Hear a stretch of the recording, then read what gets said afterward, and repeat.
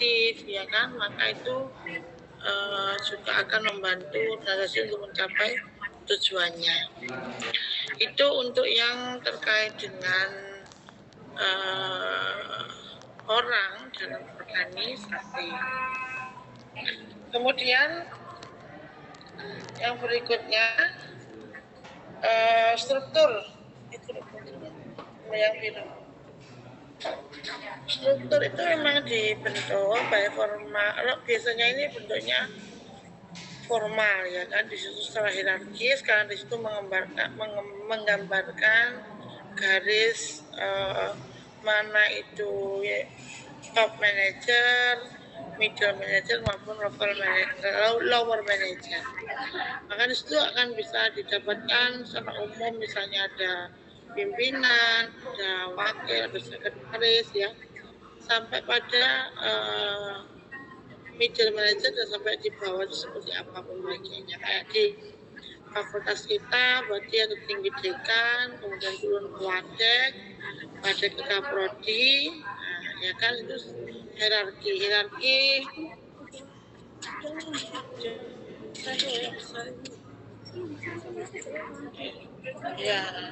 ya.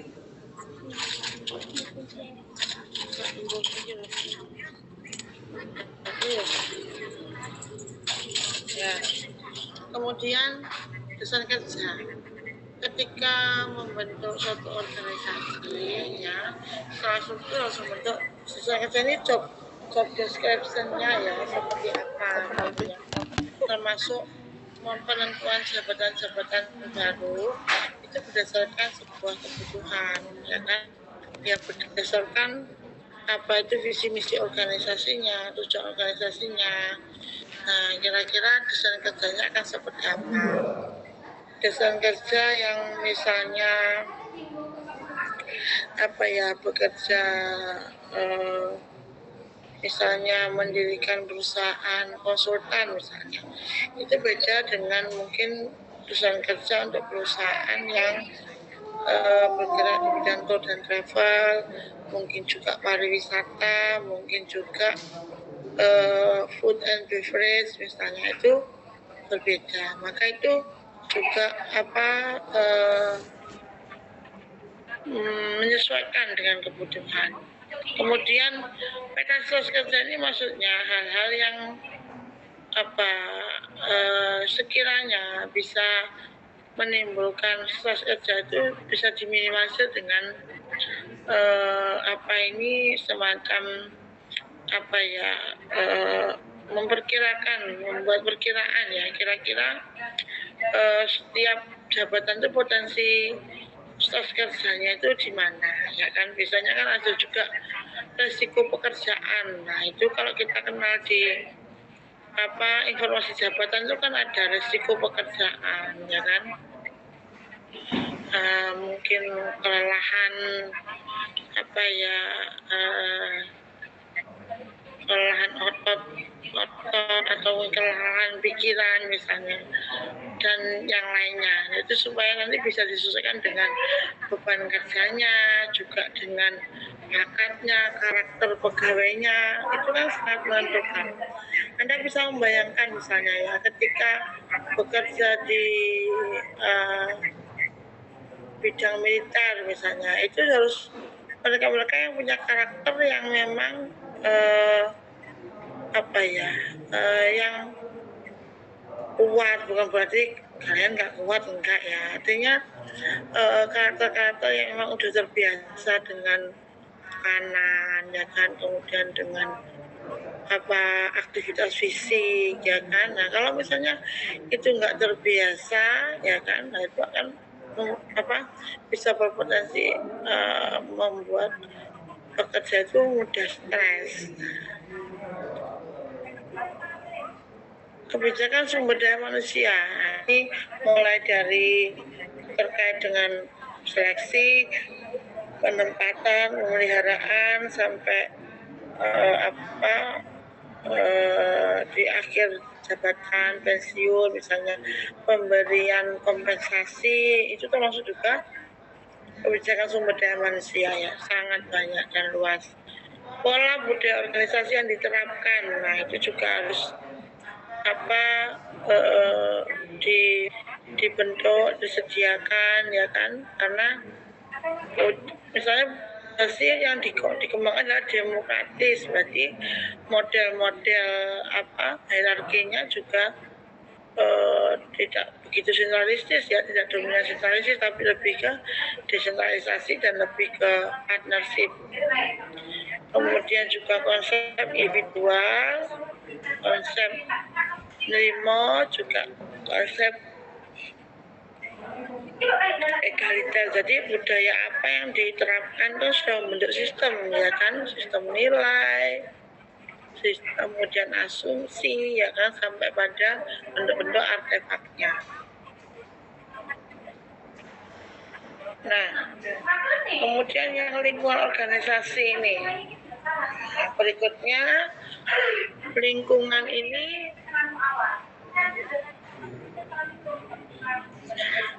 adalah eksternal ya, eksternal dari organisasi. Terus itu yang besar, yang memuat banyak faktor dan unsur. Organisasi nggak dapat menghindari pengaruh lingkungan yang sifatnya dinamis, ini sudah jelas. Kemudian dia dapat memberikan pengaruh secara intens pada sikap orang-orang, mengenai kondisi kerja, menimbulkan persaingan kerja untuk memperoleh sumber daya dan kekuasaan. Jadi misalnya dengan tawaran gaji yang lebih tinggi, tawaran fasilitas yang lebih ya kan, maka itu bisa menjadi tawaran yang menggiurkan bagi bekerja untuk turnover atau pindah. Nah ini kadang menjadi hal yang menakutkan bagi organisasi jika pegawai yang mau pindah itu pegawai yang selama ini sangat produktif, gitu ya.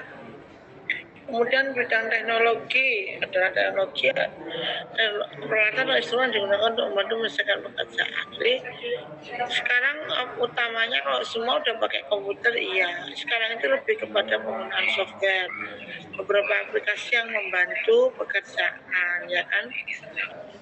Apapun itu, laporan apapun untuk kebutuhan apa ini quality control ya kan, penjaminan mutu ya, bahkan ya laporan-laporan pekerjaan bisa diperoleh dari teknologi.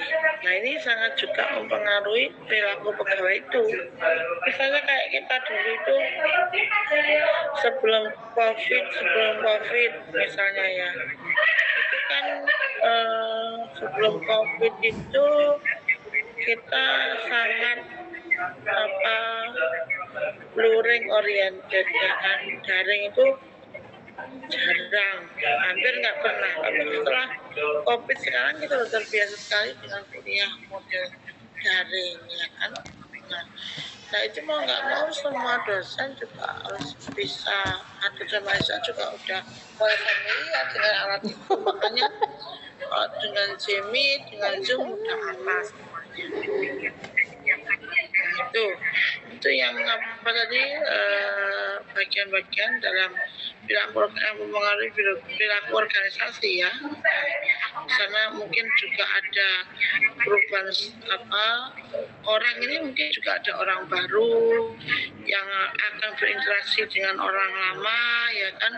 Nah ini juga memerlukan sebuah proses penyesuaian ya kan, penyesuaian. Kemudian kontribusinya pada organisasi dan seterusnya. Oke, coba dari itu tadi yang saya sampaikan, coba kita, kemarin saya kasih tugas tuh, tugasnya terkait dengan mencari perilaku-perilaku negatif ya yang terjadi atau kalian temui ya kan saat menjadi sama panitia, sama tim kerja, kelompok dan seterusnya. Silakan siapa mau menyampaikan. Silakan apa?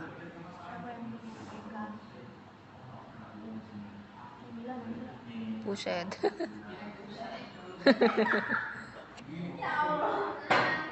Wis 5 buat iki ngantuk. Rong buat. 2 buat.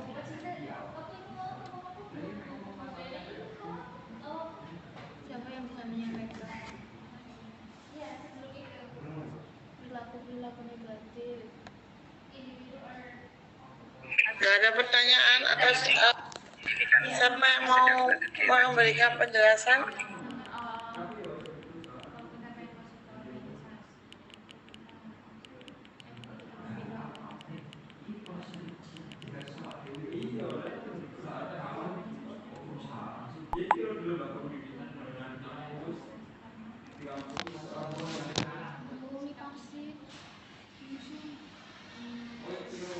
Ayo.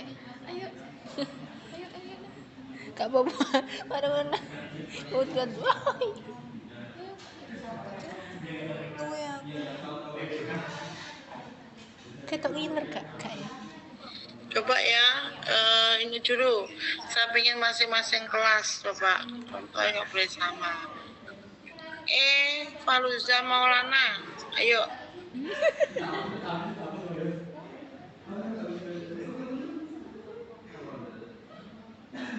Panggilan kedua Faluza Maulana.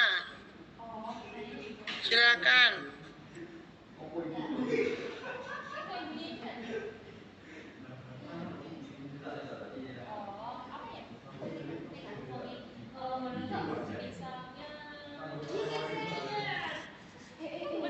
Panggilan ketiga Faluza nggak ada. Jangan nggak masuk ya. Oke. Iya Bu, hadir Bu, mohon maaf tadi agak putus-putus suaranya. Silakan.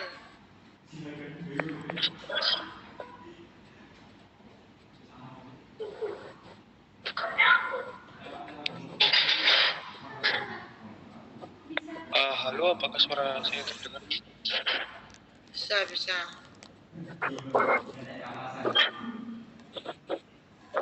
Sebelumnya izin menyampaikan pendapat saya untuk yang tugas mengenai mengidentifikasi perilaku individu yang negatif di organisasi dengan studi kasusnya itu contoh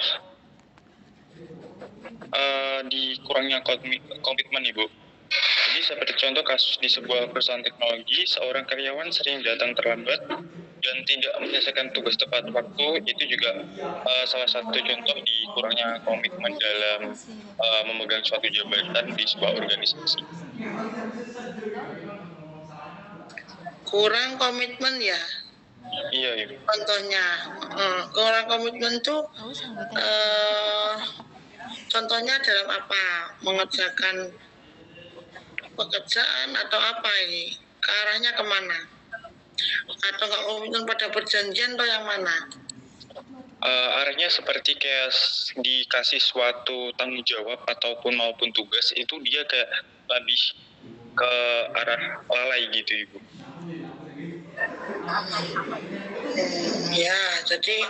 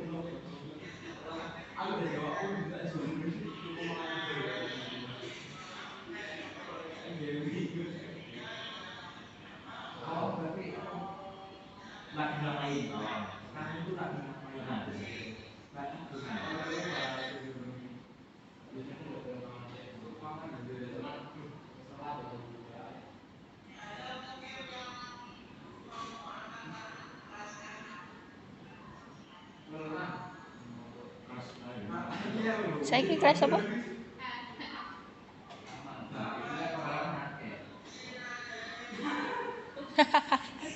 Sinaga.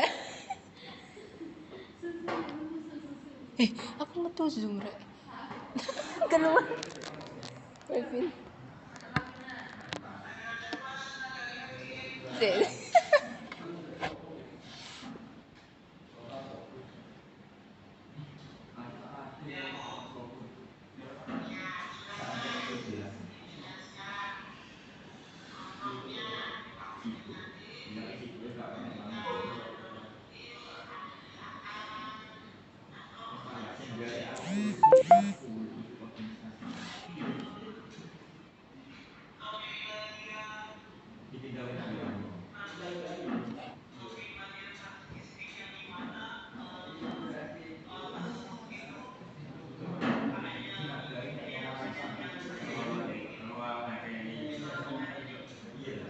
Perusahaan hanya sebagai pijakan saja gitu. Jadi dia hanya ingin meminta sesuka hatinya gitu tanpa memedulikan apapun. Jadi perusahaan hanya dianggap pijakan atau cuma pondasi gitu, landasan untuk kekuasaannya. Contohnya gimana itu Kevin? Gimana? Jadi kalau di sebuah perusahaan ada seseorang nih, seseorang yang dia itu bukan ya memikirkan cara agar perusahaan berkembang, tapi dia memanipulasi orang-orang supaya perusahaan itu berjalan sesuai keinginan dia, bukannya tujuan perusahaan sebenarnya.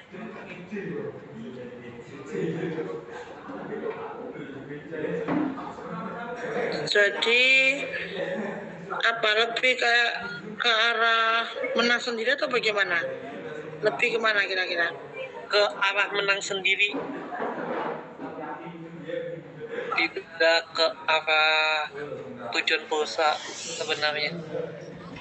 Ya, ini mungkin sama aja dengan kemarin yang saya jelaskan. Mungkin ada perilaku individu yang pilih enaknya, mau pilih-pilih pekerjaan yang enak, pilih-pilih pekerjaan yang nyaman. Kalau bisa pilih pekerjaan yang ringan, dapat uang banyak, misalnya kayak gitu. Ya gitu maksudnya Kevin ya. Ya Bu, kayak seperti itu. Ya, realitanya memang juga ada orang-orang seperti itu, ya. Apalagi juga mungkin ada orang yang mungkin juga pernah ada ini kok terkait dengan tim kelompok pengerjaan tugas, misalnya merasa punya uang lebih maka dia nggak mengerjakan, temannya merasa dia bisa bayar temannya misalnya, tapi kan itu juga nggak baik ya, karena nggak memenuhi kompetensi anggotanya. Oke, bagus. Sekarang kelas G. Kelas G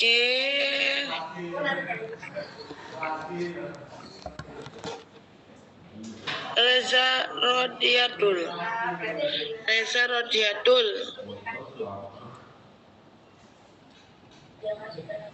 Panggilan kedua Reza Rodiatul. Hadir. Oke.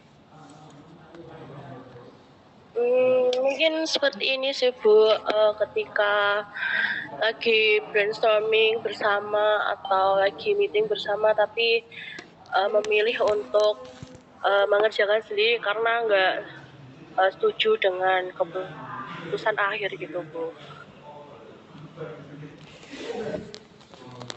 Nggak setuju dengan apa? Kurang setuju dengan keputusan akhir, jadi akhirnya keputusan akhirnya dia nggak menerima, terus ya tidak menjalankannya gitu.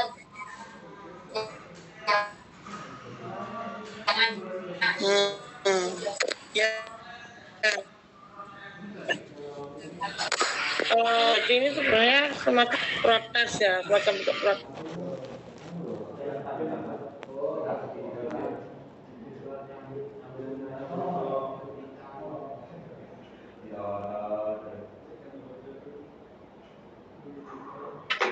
Ya oke. Jadi juga memang orang yang berkelompok tapi tidak bisa apa ini bekerja sama ya, bisa dianggap seperti itu. Artinya kalau sudah berkelompok itu dia harus komitmen dengan keputusan kelompok. Ya ketika dia tiba-tiba misalnya tidak atau mengabaikan keputusan kelompok, misalnya menyepakati urunan 30.000, kemudian dia nggak setuju misalnya ya, kemudian dia pilih nggak bayar, gitu ya maksudnya Mbak Rodiatul ya. Iya Bu, seperti itu. Contohnya, kemudian dia pilih ya nggak melaksanakan gitu ya. Nah, berkelompok atau tidak itu sebenarnya pilihan juga ada konsekuensinya ya. Jadi kita harus bisa menyesuaikan itu. Kalau ketika kita diharuskan berkelompok ya kita berusaha untuk menyesuaikan dengan ritme kelompok itu. Jadi kalau misalnya yang disepakati itu urunan ya urunan, nanti tinggal menyampaikan atau saat itu dia mungkin harus menyampaikan keberatannya.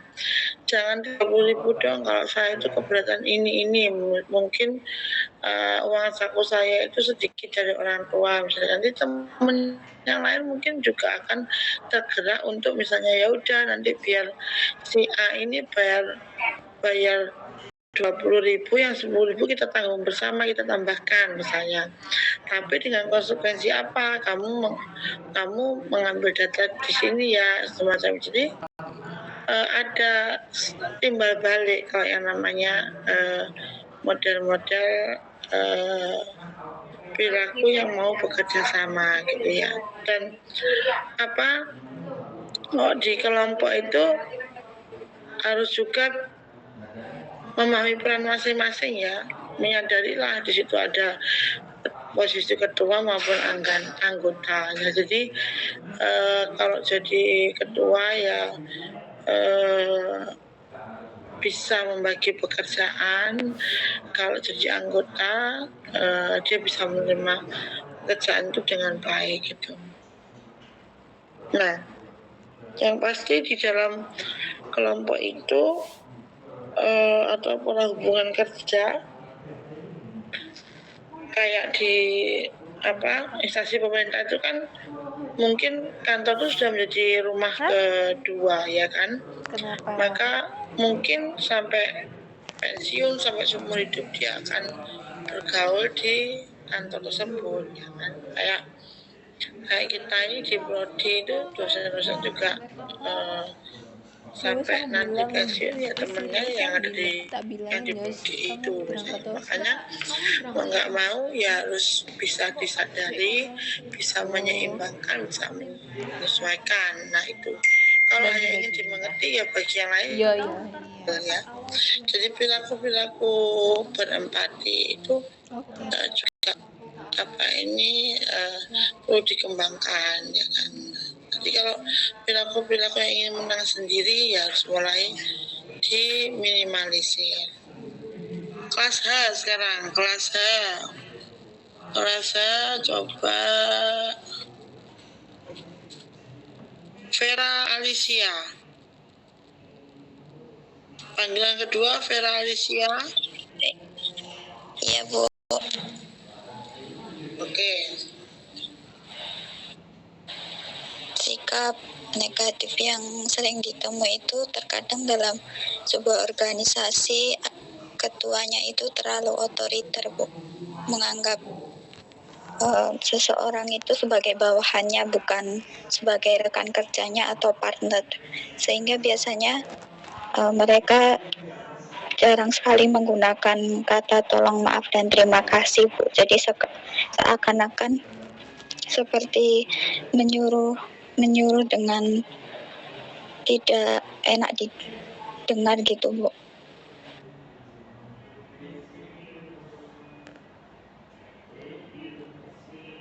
Oke, perilaku otoriter dari pimpinannya, ya kan? Nah, ini makanya dalam sebuah kelompok itu pimpinan itu dipilih oleh anggotanya, ya kan? Kecuali ada juga yang sifatnya penugasan, ya kan? Penugasan yang di dalamnya anggota nggak bisa menolak, mau nggak mau ya harus mau dipimpin orang itu, ya kan? Nah, makanya ada yang kita pelajari itu di mata kuliah kepemimpinan itu gaya kepemimpinan. Nah, di situ kita akan belajar banyak konsep-konsep bagaimana sih cara pemimpin yang efektif begitu ya. Apakah yang otoriter itu selalu nggak efektif? Nggak juga, ya kan? Yang efektif itu jika kita bisa menerapkan gaya kepemimpinan berdasarkan situasi yang dihadapi, ya kan? Nah, itu yang mungkin perlu untuk disesuaikan gitu ya kira-kira. Nah, yang harus disadari juga dari seorang ketua itu artinya dia bukan segalanya, karena harus mulai dibangun seperti itu ya. Nanti kalau jadi pimpinan juga harus punya mindset bahwa kalian tuh nggak akan bisa berhasil tanpa peranan bawahan. Jadi bawahan itu menjadi mitra, anggota itu menjadi mitra gitu ya. Jadi ada kalanya memang otoriter ya, tapi nggak selalu gitu ya. Kemudian yang angkatan 2021, siapa yang mewakili? Ayo silakan. Siapa?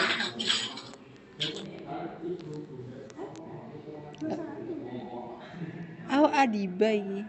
Ada Adiba. Kakak tadi. Faluza Maulana. Kena mana?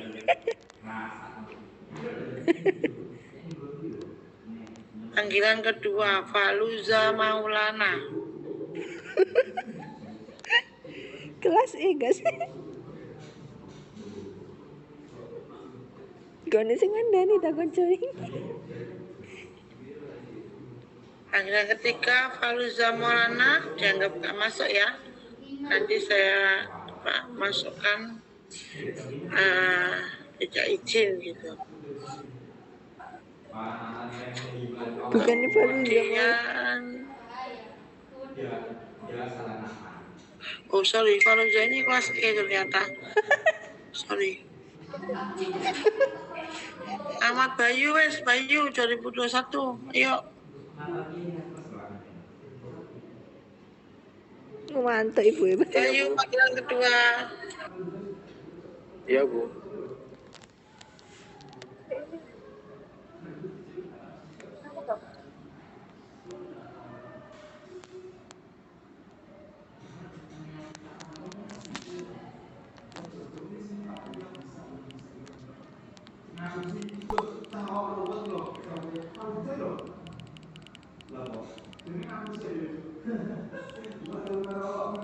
Halo, Bu. Ya, ayo sampaikan, ayo. Agak keras suaranya, kecil.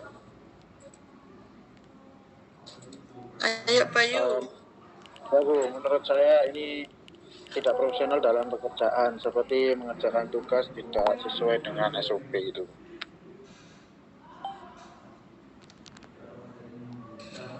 Perilakunya nggak sesuai dengan peraturan yang ada misalnya. Jadi kayak misalnya PNS tuh nggak boleh diskriminatif, tapi malah mendahulukan tetangganya, keluarganya misalnya. Ya itu bisa mengganggu sebenarnya ya. Bisa mengganggu atau memicu masyarakat yang lain tuh protes misalnya ya kan. Jadi itu bukan perilaku-perilaku yang dianggap mendukung. Loh.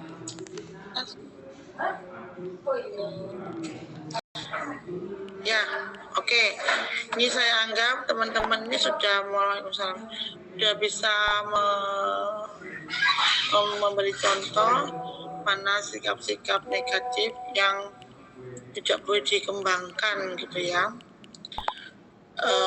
Saat mereka bekerja sama dalam satu tim, dalam kelompok mengerjakan tugas, tim bekerja ya kan, organisasi, kepanitiaan ya kan, jadi masih banyak contoh-contoh negatif lain, contoh perilaku negatif lain ya, yang itu harus mulai dijauhi.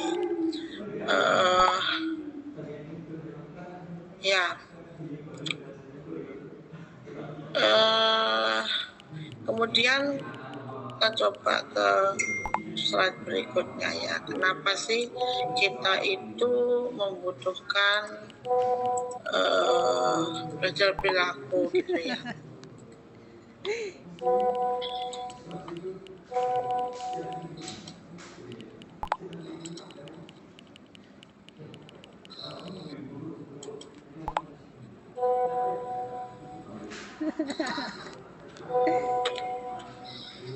Oke, jadi perilaku organisasi itu dalam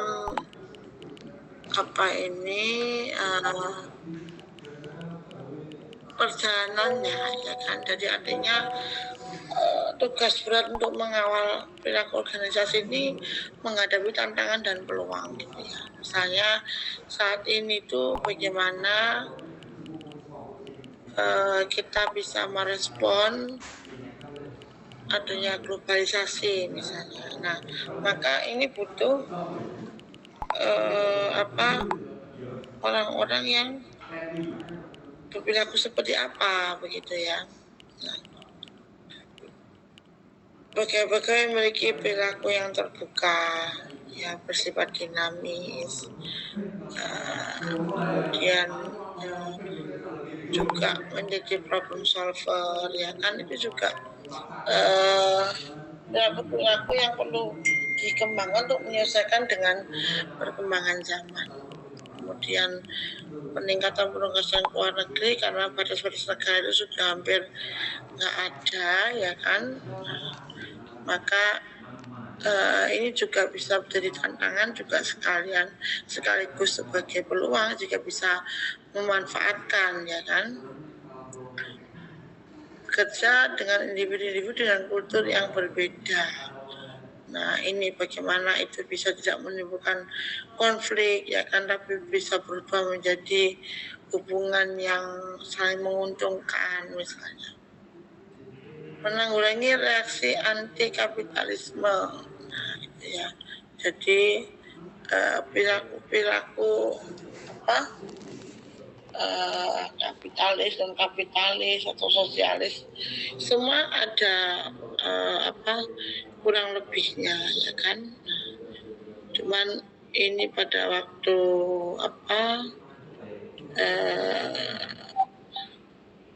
revolusi industri ya bisa begitu ya, itu supaya bisa ditekan begitu ya. Karena kalau berlebihan itu juga bisa arahnya ke anarki gitu ya. Memantau perpindahan pekerjaan karena tenaga kerja berbiaya rendah. Nah ini jadi nggak hanya di Cina itu kan murah ya, tenaga kerja berbiaya rendah, maka dia itu juga yang dijual itu bisa murah tuh. Sama juga ada plus minusnya ketika kita berbiaya rendah, itu kadang juga produk yang dihasilkan nggak akan berkualitas. Mengatur individu selama perang melawan teror berlangsung. Jadi maksudnya ketika ada teror perubahan terjadi ya, itu organisasi harus mulai mengatur strategi, misalnya mengikut sertakan pelatihan tahun pertama apa, tahun kedua apa, tahun ketiga apa misalnya. Nah itu perilaku-perilaku untuk mempersiapkan diri sebelum eranya lebih lebih keras lagi. Kemudian ini ada juga bagaimana mengolah keragaman angkatan. Jadi ada bermacam-macam keragaman itu ya, ras, gender, agama, pasangan, disability, usia, perubahan demografi ini antara yang meninggal dan yang baru lahir, ya kan, dan seterusnya. Implikasi untuk menyelesaikan dalam mengakui dalam merespon perubahan. Nah, ini perlu kurang pemimpin, yaitu manajer, untuk mengakui adanya perubahan dan segera melakukan action untuk suatu perubahan gitu ya. Nah, ini penting, makanya kalau manajer itu pimpinan itu harus bisa mengidentifikasi perubahan yang terjadi ya, dan kemudian menyiapkan rencana untuk merespon perubahan yang ada. Oke. Kemudian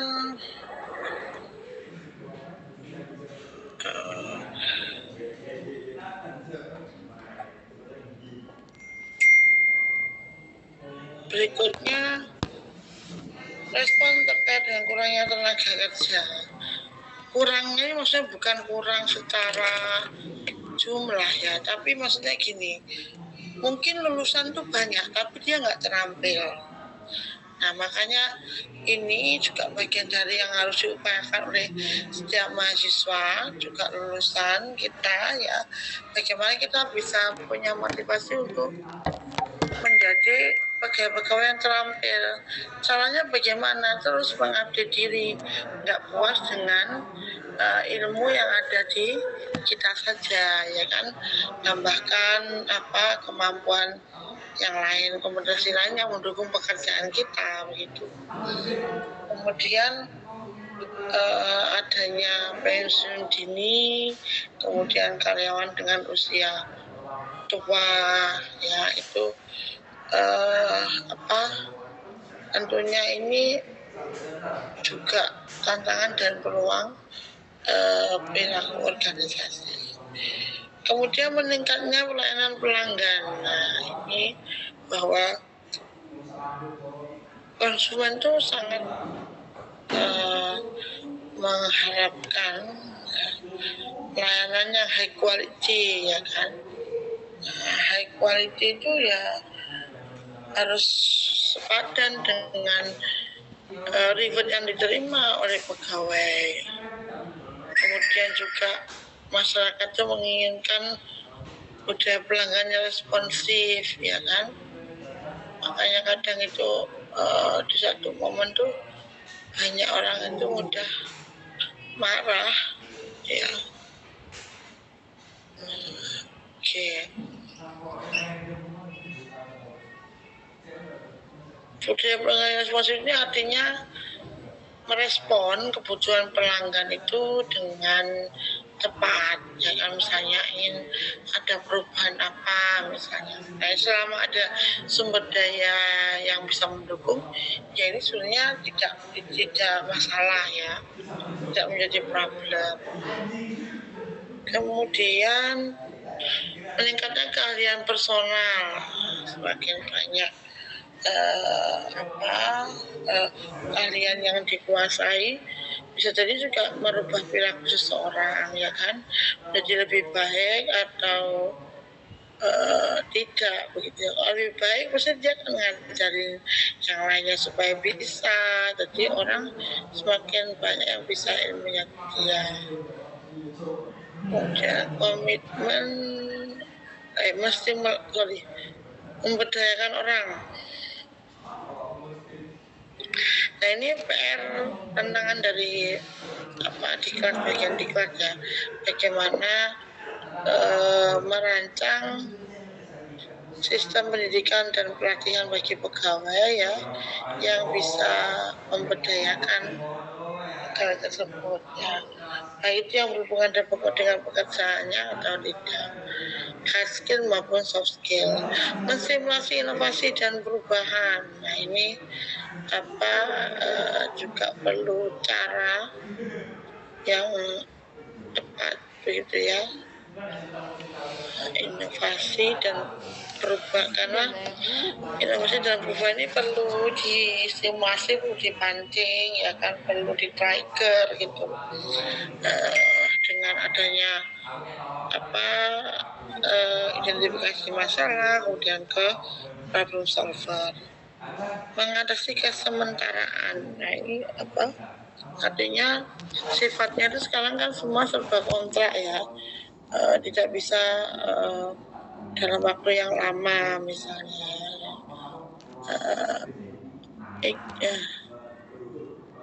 Cuman ini juga kalau mengatasi kesementaraan ini juga akan rugi juga kalau misalnya kita sudah dapat pegawai bagus, kemudian karena korban kesementaraan ini ya ditinggalkan bisa oleh OJM bagus tersebut. Nanti ini juga bagaimana kita bisa mengelola itu.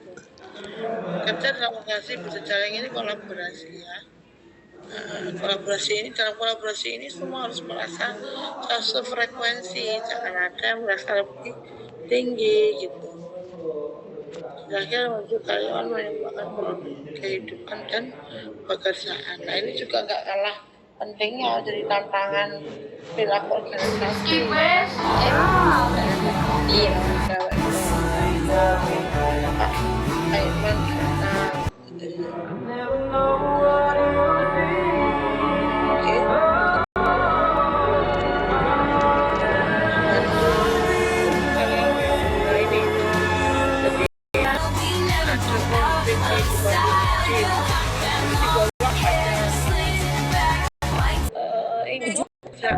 Jadi dia datang sudah semangat, sudah lelah, nggak punya energi, pikirannya nggak fokus, perilaku yang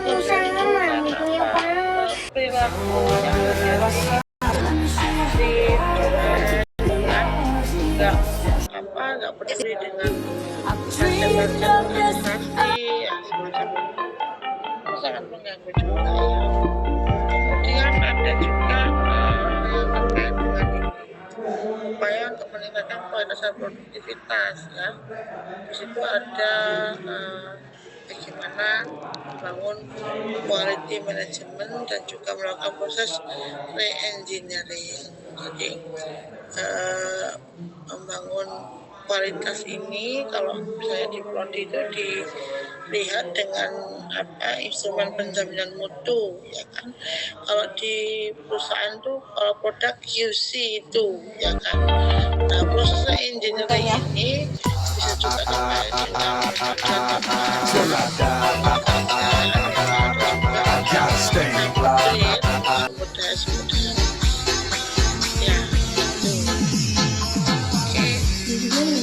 ada pertanyaan dari sini? Adakah pertanyaan? Jadi kita melanjutkan yang sebelumnya. Nah, saya ada buku perilaku organisasi yang bisa digunakan, dibaca juga sebagai bahan diskusi. Saya pengen kelas kita nggak hanya mendengarkan saya ingin kita lebih banyak diskusi. Tentunya harus dimulai dengan baca yang nanti akan dikembangkan gitu ya. Sebentar saya tunjukkan. Jadi ke depan itu kan kita harus banyak bicara terkait dengan bab berikutnya dalam mata kuliah perilaku dan budaya organisasi ini. Sebentar, lumayan saya singkat ya.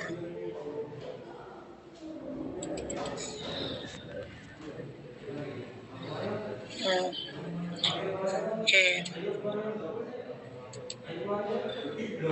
Jadi ini ada browsing juga ada. Jadi buku-buku itu sekarang kita nggak akan kesulitan. Yang penting hanya perlu mau baca saja ya. Nah ini perilaku organisasi, ini bukunya termasuk baru e-book tahun 2017 ya, belum sampai 10 tahun. Nah di sini kan ada banyak tuh, banyak apa ini,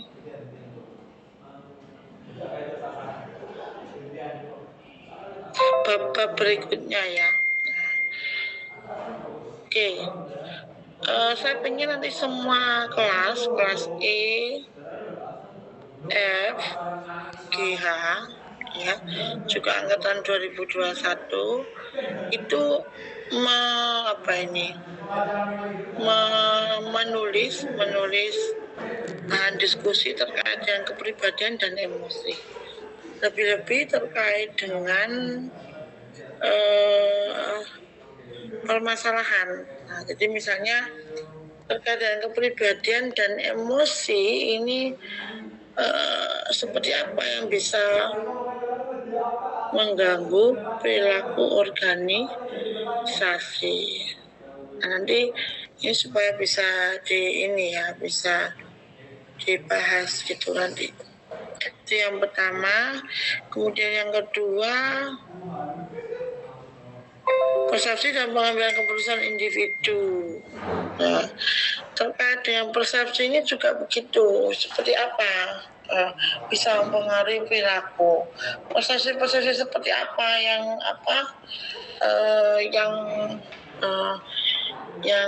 negatif ya, yang baik yang perlu dikembangkan itu seperti apa?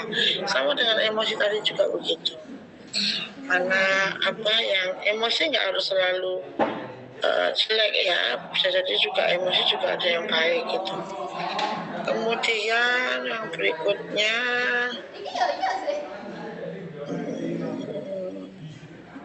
kelompok. Oke, jadi mungkin bisa didiskusikan terkait dengan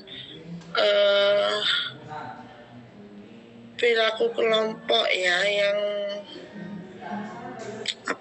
kira-kira diharapkan itu seperti apa. Jadi kita bisa menyusun kategori itu. Nah, berikutnya juga begitu, komunikasi ini penting juga. Bagaimana kita bisa berkomunikasi secara efektif itu, kepemimpinan juga. Jadi ini ya, jadi sampai bab berapa itu? Iya dengar yang mulai ini nggak perlu yang ini, kecuali bab yang mana ya, ini termasuk juga sih perkembangan.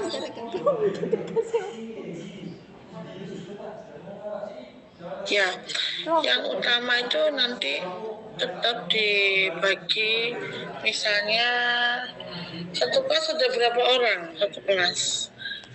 Ada sampai 30 ya, sampai 35 ya? 38. Betul nggak? Iya, Bu. Oke.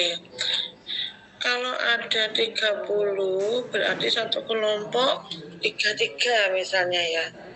Maka mungkin juga ada yang 2 ya. Semua kelompok mengerjakan ini semua ya, tapi akan kita bahas satu persatu. Jadi nanti minggu depan kita akan membahas terkait dengan kepribadian dan emosi ya.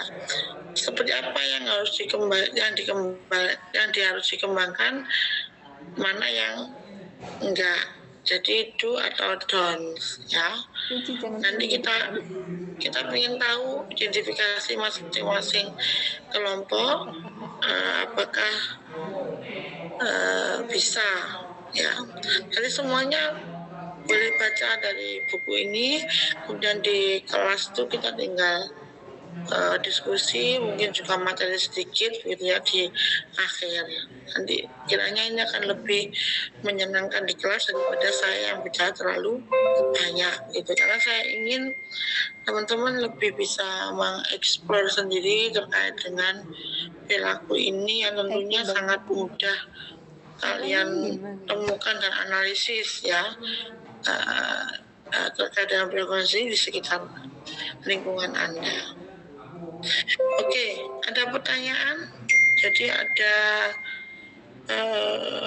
11 ya, 11 tema, ya 11 tema.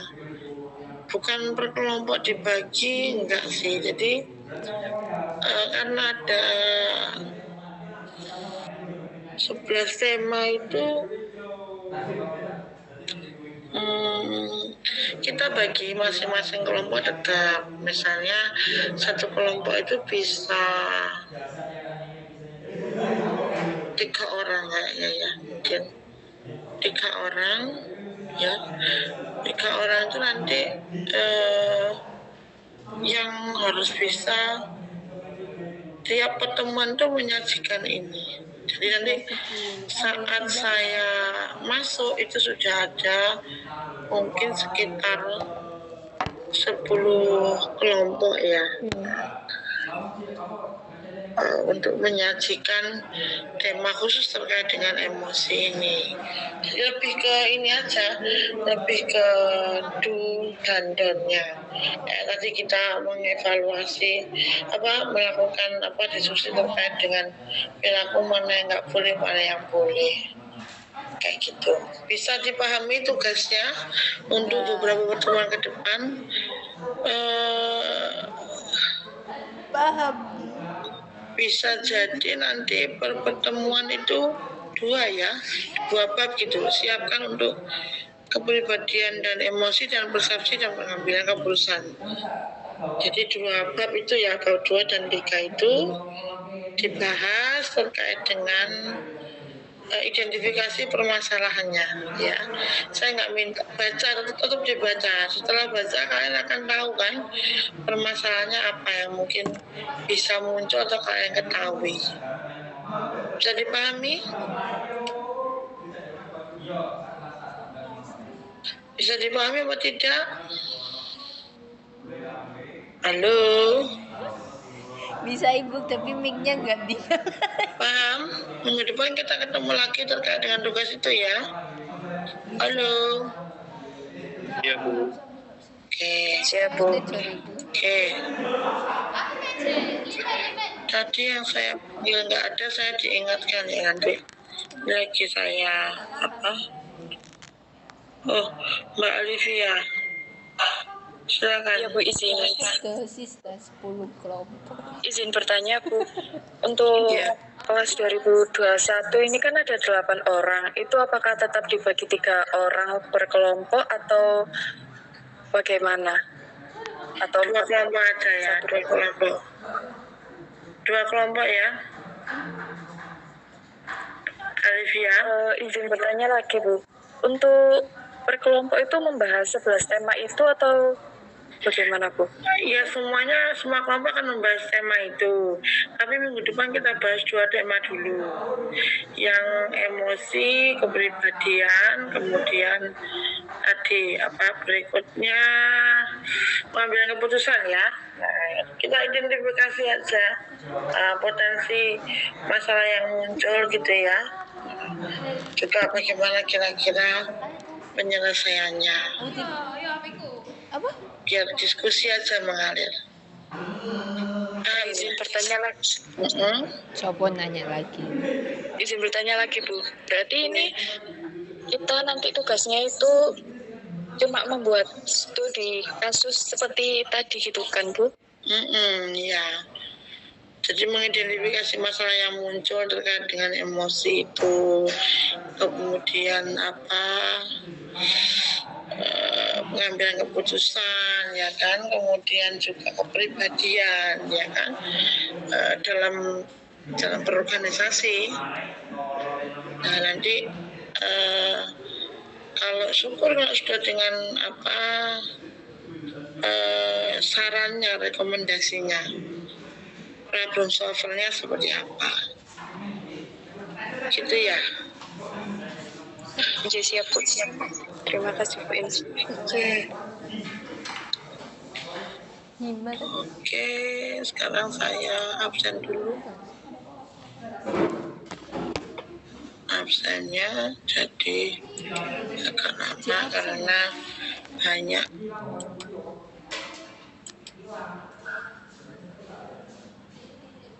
Di hari Rabu itu, oke.